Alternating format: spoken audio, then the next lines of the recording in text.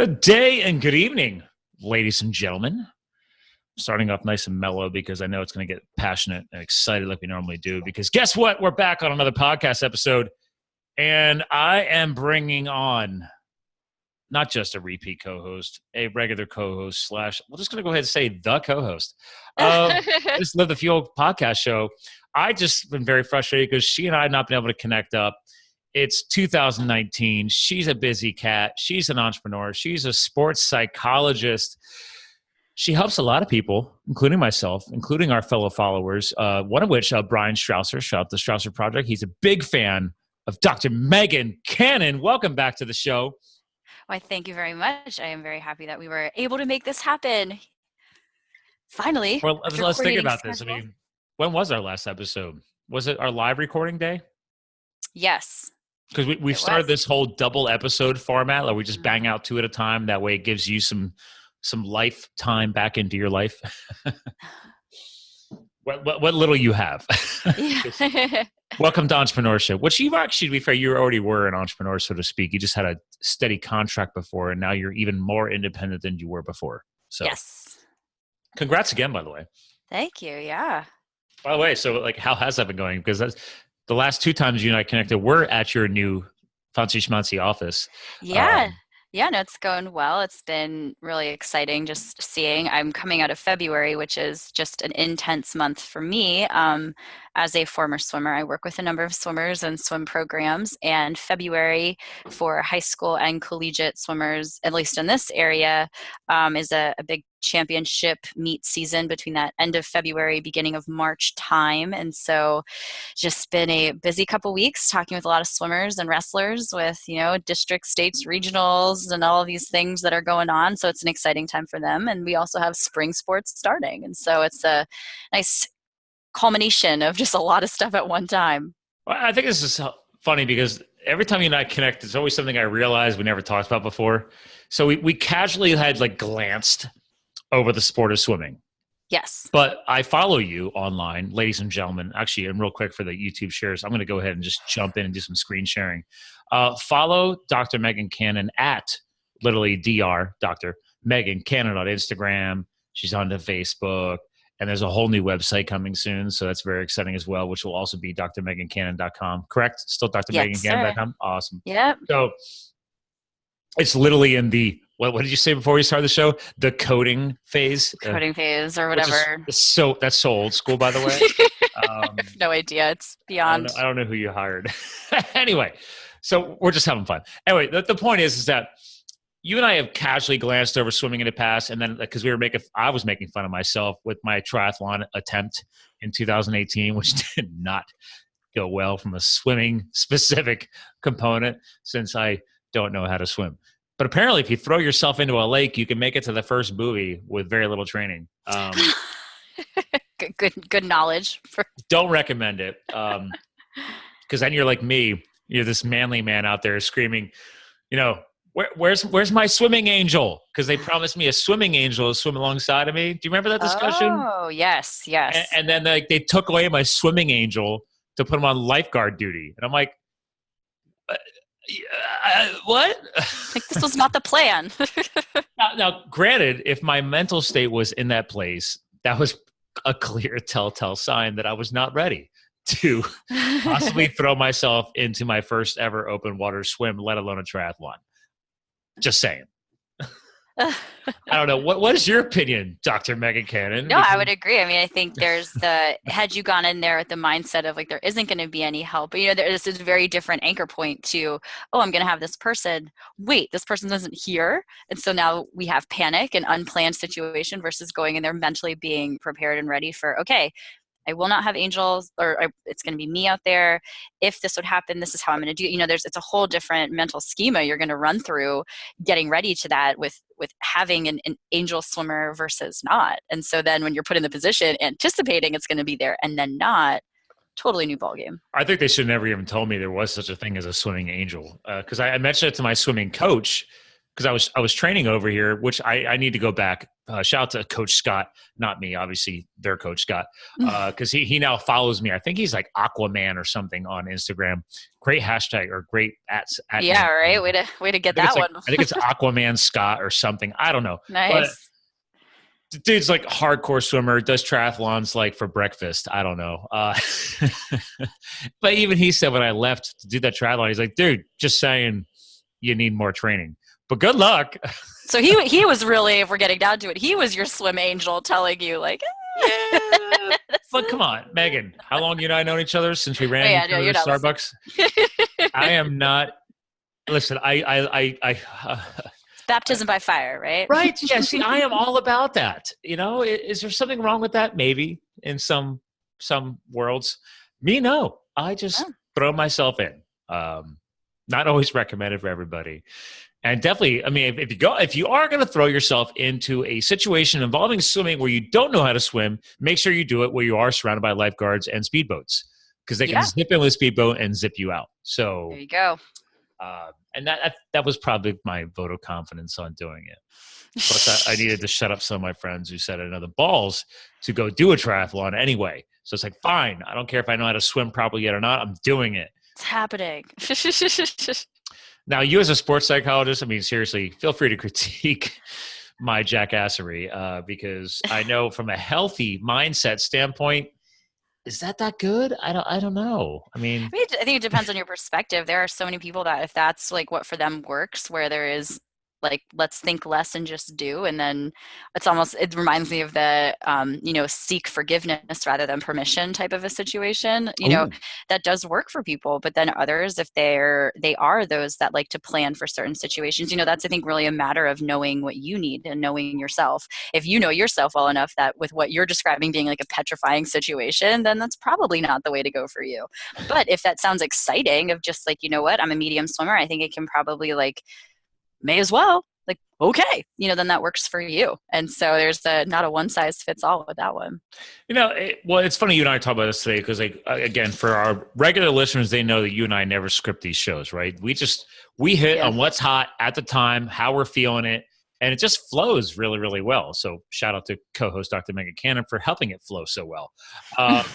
But to our newer listeners, we did kind of like briefly chat before I hit record. It was like, is there anything hot you want to hit on right now? We're actually ended up hitting directly into what you were talking about, which is this pre-race prep or mindset or whatever. And I didn't realize it was a hot swimming season. I didn't know that was a thing. Because I never was a swimmer. So I had to make fun of myself first before we dove into this because, I am that jackass. But you clearly are heavily ingrained into the swimming community. I see most on your social media is a lot of integration into the Emmaus high school swim teams and obviously the collegiate thing. And you were just recently in Seattle, I think you said as well, right?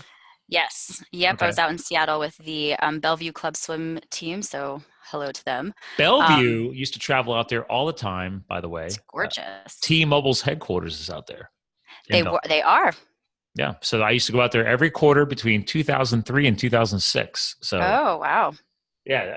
Are the towers still the ivory towers? Did you drive by there? It's like I was there. Towers. It was like, I got in there. I think I had a 45-minute get to the hotel, change over, and then I was right down meeting with coaches, parents, athletes, and then I had a very brief time to go tour Seattle a little bit on Friday morning, and then back for a team session in the evening, and then out on Saturday. So it was a very in and out, but got a little bit of history and touring around Seattle and just seeing some of the things. But yeah, swimming's a really unique sport in that there are a couple peaks within the year. And so right now we're hitting a big one for your high school, college, like the short course season is coming to an end. Some of the club swimmers, they'll have their championship meets coming up here in these next couple weeks.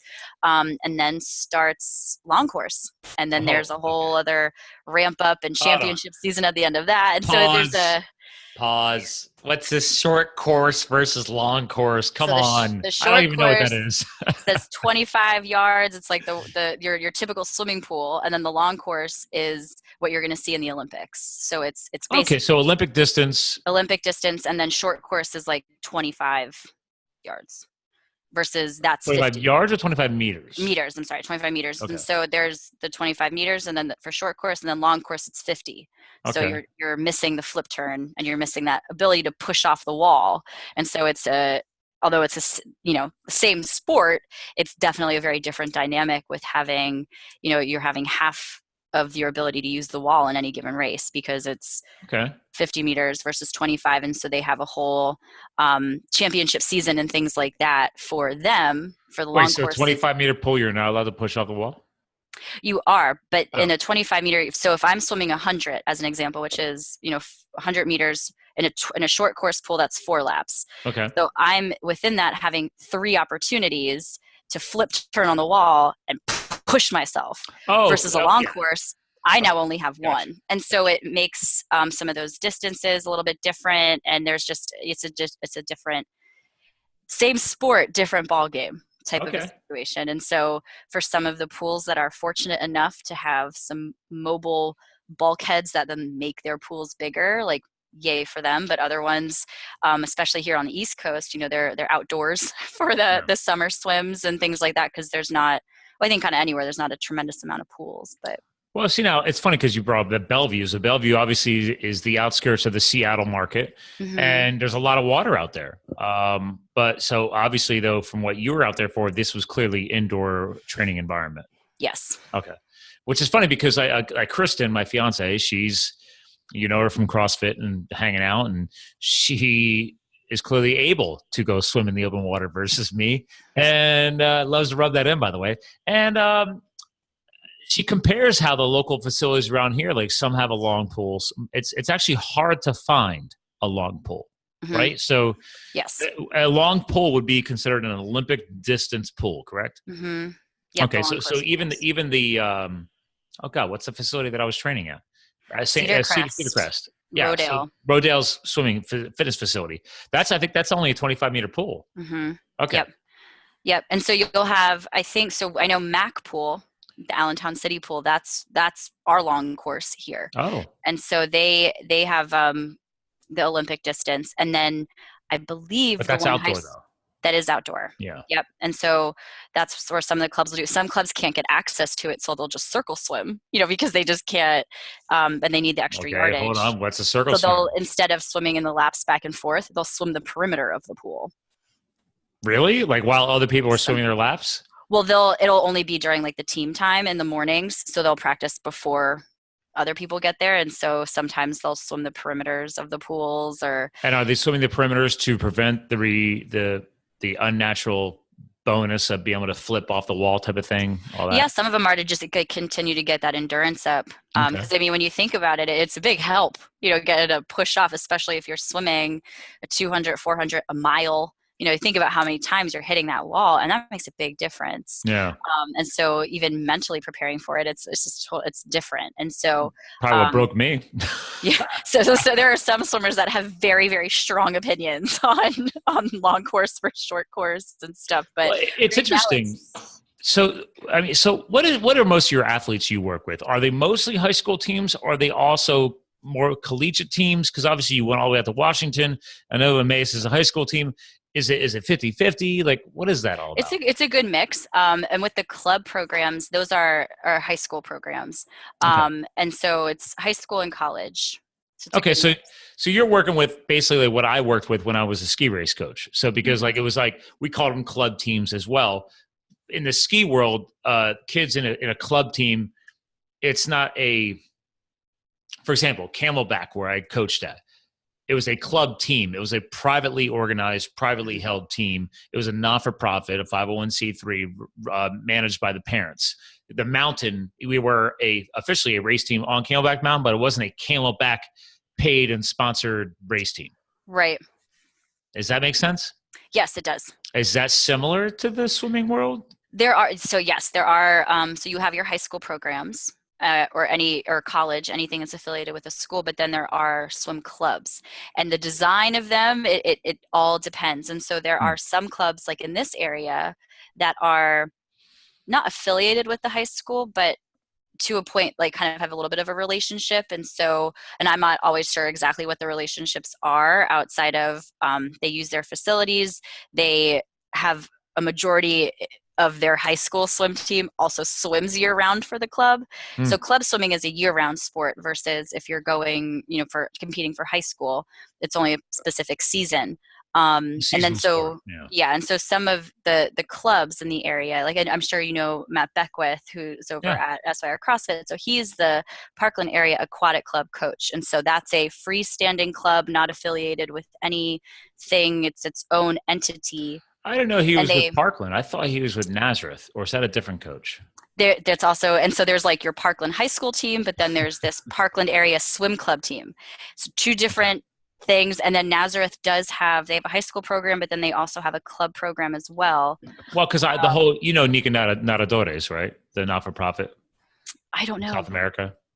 Oh, that you were last year? Well, no, I mean, they're all, that's Kevin's brother. Kevin from SYR CrossFit. The tall, pretty, strong guy. Whole Foods Kevin. No. Different Kevin. No. Buff Kevin? Not Whole Foods Kevin. Buff Kevin. Coach Kevin. Yeah. Okay. Young, strong Kevin. There's so many Kevins, ladies and gentlemen. It's hard. I know. I'm sure all these people that know all these that have no idea who these people that we're talking. I thought you knew about, because like every year we do a fun. So his brother not his brother, but the co-founder of Nica Nadadores they run a not-for-profit swimming program in South America. But his co-founder is Kevin's brother, who runs the Nazareth swimming program. Oh, okay. He has mentioned to me that his brother is the Nazareth, but I did not know about that. Oh my God. Yeah, I have the t-shirt. I have the t-shirt. Yeah. Sorry, ladies and gentlemen, because in the CrossFit world, if you don't have a t-shirt for everything, it never existed. It's the t-shirts are the social media. It's not posted, it doesn't count. So Nica Nadadores is officially like registered business-wise as a Lehigh Valley not-for-profit. Oh, that's amazing. But they're in South America. That's very cool. If that helps you understand. Hold on a second. I got to do some screen sharing for these guys. So here, this is Nica Nadadores empowering youth. Oh, I'm surprised you haven't found out about this yet. Every year we do a fun. I have not. Yeah, the co-founder, Kevin's brother flies, or not Kevin's brother, but Kevin's brother shows up, and the co-founder, he flies back up from South America, and they're usually here for about a week or two, and they just run a circuit, and they just do it. We try and sponsor not-for-profit workouts and stuff like that, and we do a WOD at SYR, and to raise money for the program here because it's down in obviously, Nicaragua. So. That's awesome. Yeah, it's super cool. And these kids are so good. Like, they qualify to come up here and compete. They're that good. It's amazing. Yeah. Because next time I see Coach Kevin, I'll have to pick his brain about that. Oh, you will. Yes. So anyway, well, they were on the podcast. We actually recorded a live show down in Hellertown at, I don't know, whatever the brewery is that's down there. They wanted to go meet down there because they were watching football. So we set up microphones like you and I do normally and rock the mics to help create some more awareness. And again, you know how this is. We're creating more digital online footprint with your keywords and their keywords and getting them out there more because they're a small not-for-profit helping Nicaraguan kids like kick butt in swimming. So that's pretty cool. Yeah. So I got to get you guys interconnected more then. So because that's just funny. Anyway, not to come off target, but we are talking about swimming. So. Yeah. I'm just surprised that hasn't come up before. I know, me too. I'm slacking. So anyway, back to your point. So there's obviously these programs are crazy. I had no idea it was this time of year was a part of the peak season, but now I totally get it since you've been posting a lot about it. Usually that's kind of a telltale sign since I do, stalk you and follow you on social media. So, that's what we do nowadays, ladies and gentlemen. We just stalk. I know. Same. That's how I know you're always everywhere. Outside of you, also do. Well, yes, true. You have ripped on me. You're like everywhere. I'm like, really? Like, just come across that way? Yes, you are everywhere. My bad. No, it's a great thing. But that's how I keep up with you. Is like, until you're hospitalized, then you become stationary at least for a few days. Oh my gosh, should we go there and why the last podcast didn't happen when we had it scheduled? That's true. That was me. Should we do that, or should we tease that for the next episode? I don't know. We could tease that one. Okay. So ladies and gentlemen, when we record, because we're already almost 20 minutes into this episode, and I don't want to lose our power on swimming and pre-race prep, but we'll dig back into more of my collapsed lung adventure and me canceling on poor Dr. Megan Cannon. I felt like a slacker. Oh Anyway, no, uh, that was quite. Let's just totally put it this way. justified. I received a text message back that I was very not expecting what it was. I was very surprised by it, Sure. and we had to reschedule. So We'll we'll leave dig it at into it that. more, but ladies and gentlemen, like, literally, I was supposed to go meet Megan as I was being rushed off to the ER. And there's your segue. So Yeah. back to swimming. Back to swimming. Speaking of pre-race prep, you and I actually were competing in the same CrossFit competition, by the way, before we found out about the collapsed lung. So how about some pre-race mental there? Because like, how many CrossFit comps had you done before that? That was my first one. That's what I was waiting to hear. First Boom. one ever. And which one are we talking about? Granite Games held The at Throwdown. Granite Games Throwdown at SYR CrossFit. Shout out to And Rob it was Eschbach and the crew, SYR beginning Army. of January, and it was delightful. Yeah. We're literally recording this in early March now. So the funny thing is that literally felt like it was only a few weeks ago. So I know. But yeah, you competed in your first team CrossFit competition because that's what the Throwdown was designed as. It was 3-person teams, all men, all women. And I don't know. I mean, talk about pre-race prep. Let's be real. You're a sports psychologist, okay? I know. You're well educated on this. Let's be honest. You were nervous.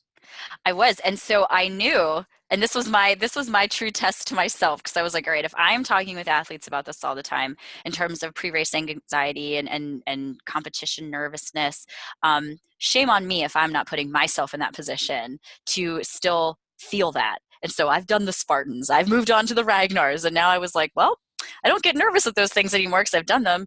Let's try this. And well, I was nervous because I've never done it before, and I'm very, new in this grand scheme of things to the CrossFit world. And so I applied some of the strategies. And so it started that week. I was very mindful of my sleep. I knew what time I would have to go to bed before the comp, and I knew what time I would have to wake up. And so we know that sleep is very beneficial, not only in preventing injury, but I think there's some crazy statistic of like 80 to 90% of the injuries that occur in the athletic setting happen when there's fatigue involved. And so it's a big contributor to that. And so also faster reaction time, better focus, better speed, all of these things are such a benefit from sleep. And so having a consistent sleep cycle going into the competition was part one that I did. Let's pause real quick. That is a part of the official fancy terminology is your circadian rhythm.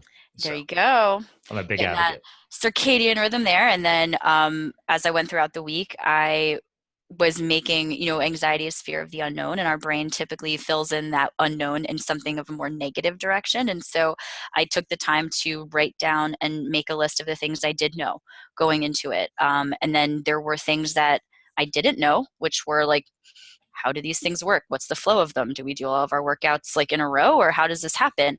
And fortunately, I had teammates along with Rob at SYR to be able to ask them and make some of my unknowns about the day known. And so I wrote those lists down. And then that list also had things to do with, my knowledge of my sleep cycle, my knowledge of the amount of practice in the different workouts that we did, or different things that I've done leading up to competition, in addition to just some knowns about the flow of the day. Everything from, okay, I know the outfit I'm going to wear because our team got t-shirts, all the way to, all right, these are the snacks that I'm going to have, and so it was all the way to then details as they came out of, this is the time I'm going to be competing. This is what the rig is. I was actually at the gym the night before looking at the rig that I knew I was going to be at. And shout out to Rob and Matt and everybody over at SYR who kept everything on time, literally to the minute. So that was cool. And so there were a lot of you're talking about Rob Eschbach. That was part of his core anal retentive requirement. Oh yeah, it was amazing. It was so great. And so, there's when we talk competition prep, a lot of times people think like the day of, but in reality, that starts days out, not only from the nutritional, hydrating, and sleep standpoint, but even that mental perspective of figuring out those unknowns, challenging yourself to focus on those, along with visualizing and relaxing and all these other things. It's not a day of situation. It's really, those days and even weeks leading up to a specific competition. I totally agree. I mean, admittedly, you and I are both regular CrossFitters. You more now than you've ever been. So congrats again on that. Thank you. And it is something crucial to be reminded about. I think in the past year of this podcast, now 2.5 years old, I've focused more on reminding people about the value of rest and recovery. And people are like, oh, is that because you're getting older? Because you're 41? And I was like, I'm a pretty damn fit 41, just throwing that out there. Yeah. And that aside, no, back to your point, circadian rhythm, rest, recovery, sleep cycles. I mean, we did exactly what you did. The day before, my teammates, I never even met them. Never even met my teammates, okay? Normally, past CrossFit competitions, the few teammate WODs that I've done, we were training together. And we're messaging each other, but like, one guy lives in Reading, and then the other guy I found out was actually the pharmacist of the Allentown Wegmans. So I was like, oh, well, I totally could have connected up with him. So he was actually an SYR member, whereas the other dude was from Reading, goes to I think he goes to CrossFit Effort or whatever, the CrossFit gym out there. Mm-hmm. And by the way, shout to Kevin again. That was Kevin's buddy. It was Kevin's childhood friend. And they used to do sports together when they were kids. And he told him like, oh, dude, I see you're doing CrossFit now. You should still have to do your first CrossFit comp. So that guy who was on my team had only been doing CrossFit for not even a month. Oh my goodness. And you guys placed, didn't you? Yeah, we took third. Hello. Yeah. Newbie and one lung. Guy born with a birth defect lung, not me, the other guy. And then me collapsing a lung. There's like a team name within there somewhere. Oh my gosh. Enough of me stroking my own ego. No, seriously. It was a great event. But it comes down to comfort level. Like we realized, listen, we're all busy professionals. Our schedules were crazy. We were trying to meet up. So in the meantime, we were sharing strategies, Facebook messaging each other, and then eventually finally like actually sharing each other's cell phones so we could actually text and not use Facebook Messenger, whatever. And then I was like, look, guys, why don't we just get together the night before or the afternoon before and just go through the motions? Because me being, I'm a CFL1 trainer. I'm a coach. Like I understand, dude, I don't care how much weight they could throw down. That's their individual responsibilities, right? For that one workout where you had to build up to your 1 rep max. Yep, but the biggest hack for that competition was exactly the theme of this episode, which was like whether you call it race day prep, swim meet prep, CrossFit competition prep, it's prep. So we at least showed up. We got to hang out for an hour.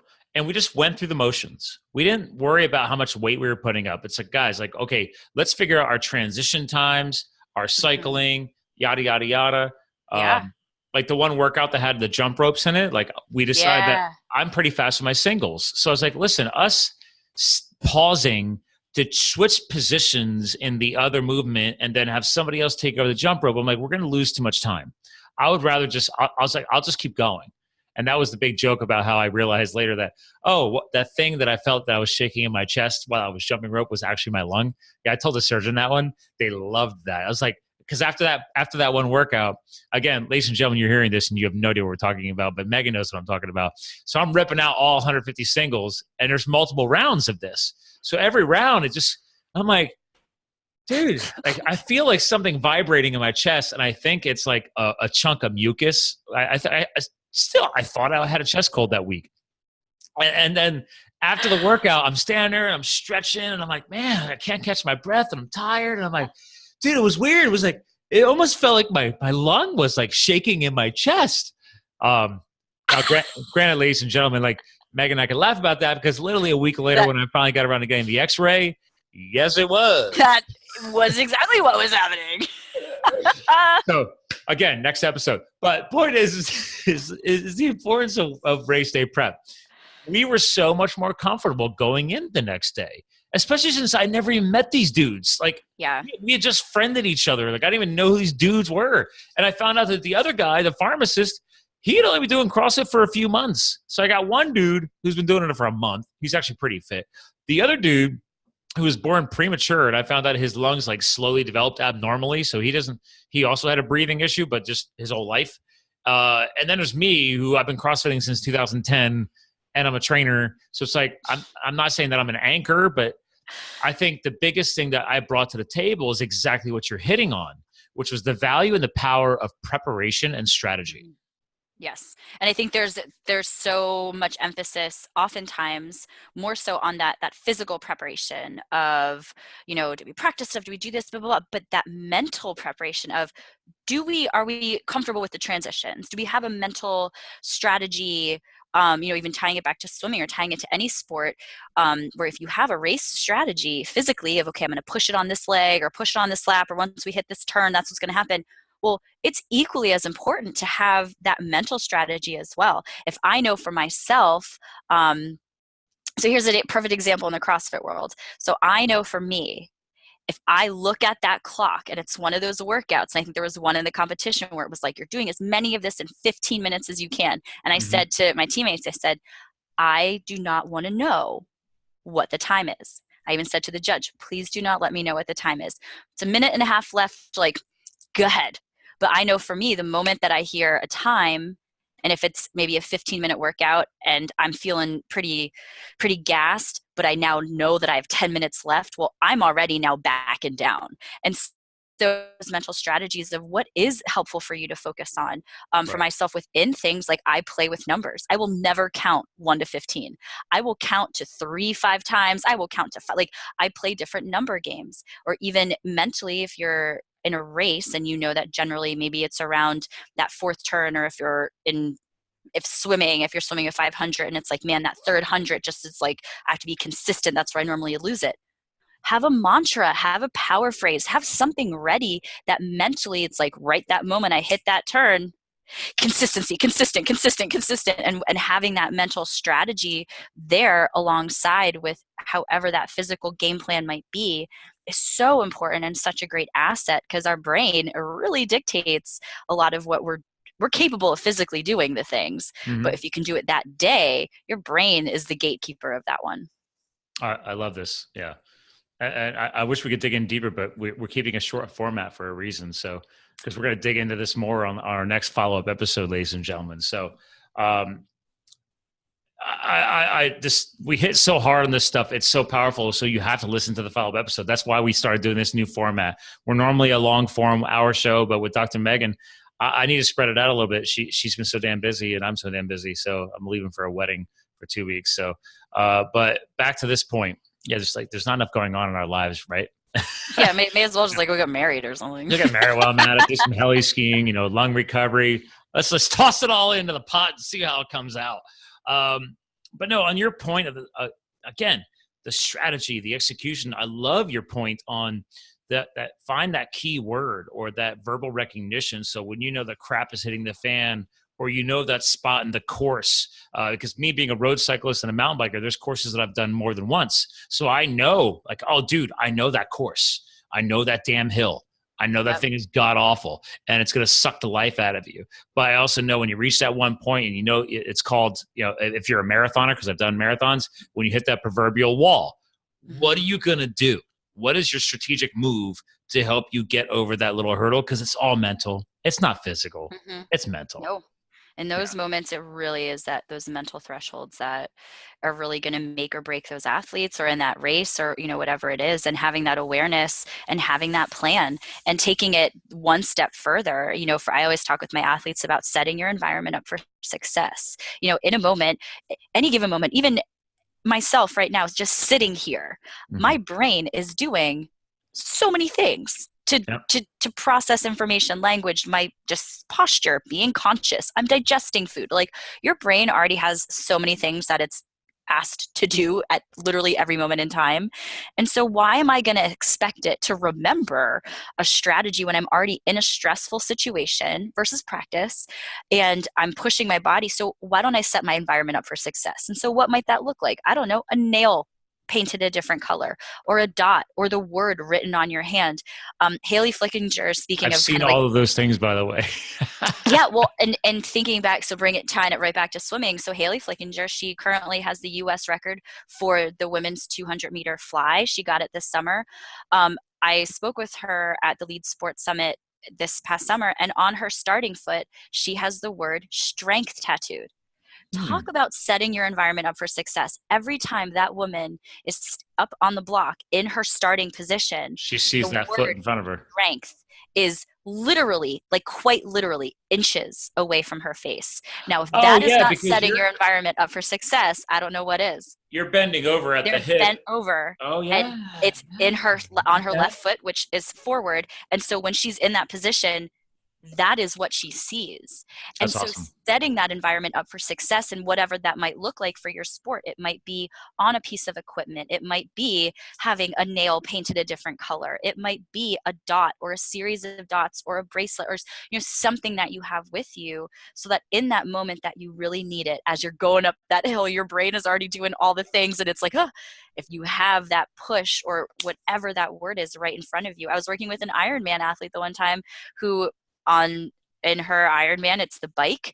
And so she put stickers on her bike as a reminder of different things to do. And so there's no lack of opportunity for setting that environment up for success. It's just finding what works for you to just help those mental strategies and that mental game plan be executed just like what you're doing physically.